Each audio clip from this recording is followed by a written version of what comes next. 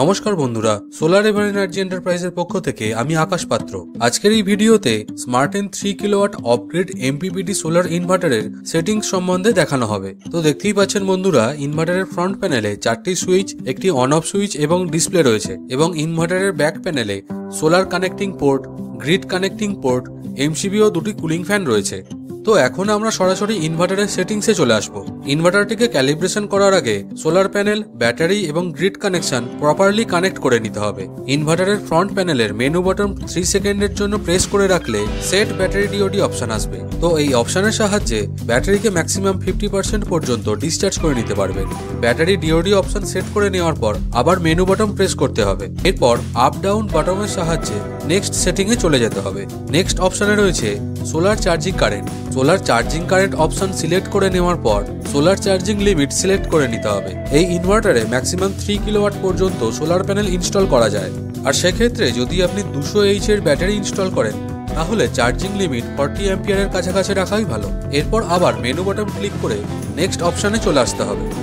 Next অপশনে রয়েছে mode priority. এই অপশনের সাহায্যে আপনি ইনভার্টারটিকে কিভাবে রান করবেন সেটি সিলেক্ট করে নিতে পারবেন। অর্থাৎ ডে টাইমে সোলারে চলার পর ইভিনিং টাইমে যদি আপনার এরিয়াতে পাওয়ার কাটের সমস্যা থাকে তাহলে ব্যাটারিকে অ্যাজ এ রিজার্ভ রাখতে পারবেন, আর যদি পাওয়ার কাটের সমস্যা না থাকে তাহলে বিকেল থেকে ব্যাটারির সাহায্যে আউটপুট লোড ম্যাক্সিমাম টাইম পর্যন্ত চালিয়ে নিতে পারবেন। নেক্সট অপশনে রয়েছে সেট চার্জ মোড। এই অপশনের সাহায্যে গ্রিড চার্জিংকে এনেবল অথবা ডিসেবল করিয়ে নিতে পারবেন। সোলার সিস্টেম সম্বন্ধে বিস্তারিত আরও জানতে স্ক্রিন এবং ডেসক্রিপশনে দেওয়া নাম্বারে যোগাযোগ করতে পারেন। এই ইনভার্টারের সাহায্যে 1 HP সাবমার্সিবল পাম্প সহ বাড়ির ফ্যান, লাইট ও কিচেন অ্যাপ্লায়েন্সের লোড, এছাড়াও 1 টন কিংবা 1.5 টন ইনভার্টার এসি খুব সহজেই চালিয়ে নিতে পারবেন। নেক্সট অপশনে রয়েছে ইউপিএস মোড। অপশনটির ভিতরে আরও দুটি অপশন রয়েছে, একটি হলো ইউপিএস মোড এবং অপরটি হলো ওয়াইড ইউপিএস মোড।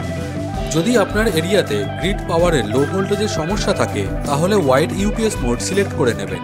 সেক্ষেত্রে ইনভার্টারটি 90 ভোল্ট থেকে 230 ভোল্ট পর্যন্ত প্রপারলি কাজ করবে।